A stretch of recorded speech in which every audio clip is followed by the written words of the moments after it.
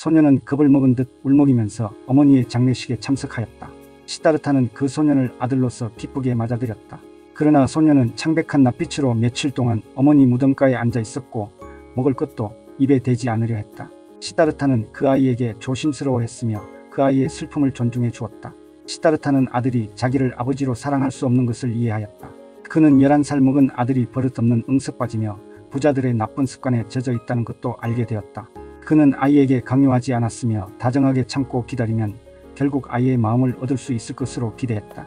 하지만 제법 시간이 지나도 아이는 여전히 낯설고 어두운 표정을 하고 건방지고 불손한 마음을 드러내 보였다.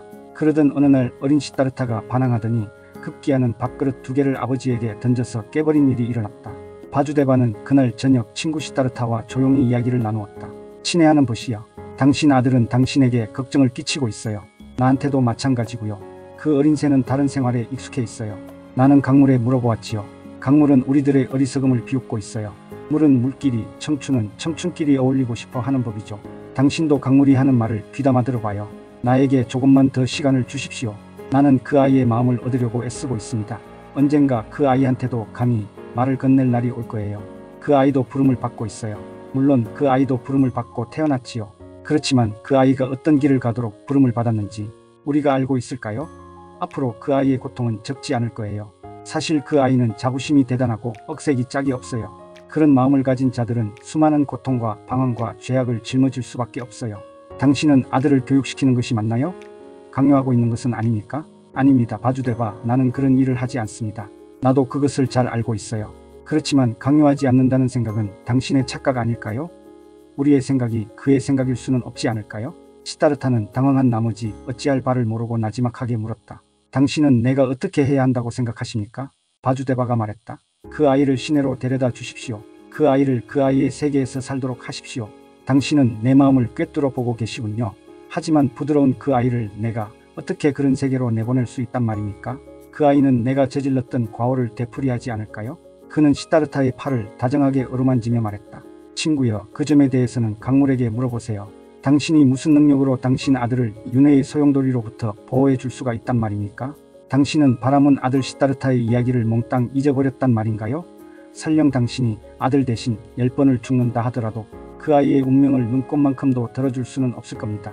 시다르타는 그에게 감사 표시를 하고 걱정을 하는 채 오두막으로 들어갔다.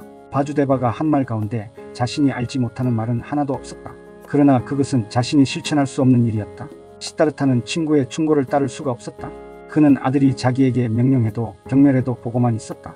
그는 자기 아들이 나타나면서 완전히 어린애 같은 인간이 되어버린 것이다. 그는 이 사랑이 일종의 번뇌요, 윤회요, 슬픔의 원천이요, 시커먼 강물이라는 사실을 잘 알고 있었다. 그러나 동시에 그 사랑이 가치 없는 것이 아니며 필수 불가결한 것이며 자신의 본질에서 우러나오는 것임을 느꼈다. 소년에게 아버지는 지겨운 존재였다.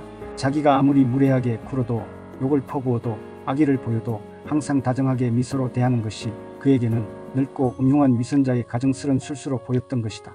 그러던 어느 날 어린 시다르타가 아버지에게 마구 대드는 사건이 터지고야 말았다. 땔감을 마련해 오라는 아버지의 분부에 폭발한 것이다. 그는 아버지의 면전에서 중어와 멸시의 말을 퍼부었다. 그런 다음에 소녀는 집을 나갔다가 저녁이 되어서야 돌아왔다. 그러나 다음날 아침 그 아이는 사라져버렸다. 두 뱃사공의 돈이 없어졌고 배는 강 건너편에 있었다. 두 사람은 뗏목을 만들어 강을 건너갔다. 그리고 시다르타는 아들을 찾기 위해 그에게 작별을 고했다. 바주데바는 그를 말리지 않았다. 그는 쉬지 않고 달려 마침내 도시 근교에 도착했다. 옛날 카말라 소유였던 아름다운 정원 입구에 멈추어 섰다. 바로 그곳에서 그는 가마를 타고 있던 카말라를 처음 보았다. 그는 자신이 살아온 생의 이야기에 귀 기울이면서 서 있었다. 그는 자기를 여기까지 오도록 내몰았던 욕망이 어리석은 욕망이라는 것을, 자기가 아들을 도와줄 수 없다는 것을, 아들에게 집착해서는 안 된다는 것을 깨달았다. 그러자 도망친 아들을 쫓아 여기까지 오게 만든 욕심 가득한 목적의식은 사라지고 그 자리에는 공허한 마음이 대신 들어서 있었다. 비참한 심정이 되어 그는 털썩 주저앉았다. 그는 마음속에 있던 무엇인가가 죽어가고 있음을 느꼈다. 그는 공의 상태에 빠져들어갔으며 자신을 가라앉혔다. 상처가 쑥쑥 쑤셔올 때마다 오음을 발하였다. 오음으로 자신을 가득 채웠다. 이런 그를 깨운 것은 어떤 손길이었다. 그는 몸을 일으켜 자기를 뒤쫓아온 바주데바에게 반갑게 인사를 했다. 그는 아무 말 없이 바주데바와 함께 나루토의 집으로 돌아왔다. 그리고 아무도 그날의 일을 이야기하지 않았다. 그 아이의 이름을 입 밖에 내지 않았다. 아무도 그 상처에 대해 이야기하지 않았다.